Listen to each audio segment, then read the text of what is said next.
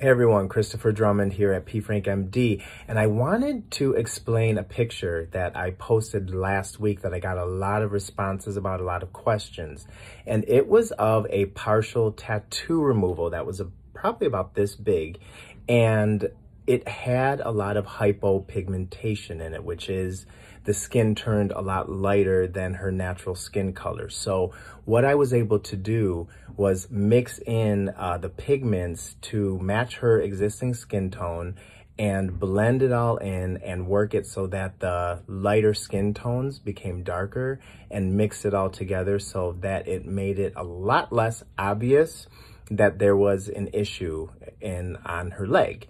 So she's thrilled. I'm thrilled. There's about 3 treatments that we did on her. I'm probably going to do 1 or 2 more. It really depends on her. I always tell people, medical micropigmentation, it's not a magic wand, you know, or scar removal or whatever you want to call it. It's not something I'm just going to go like this and it's going to disappear and you don't see any of it at all. But what it will do is make it so it's a lot less obvious that you have the stretch marks, that you have the scar, that you have the discoloration.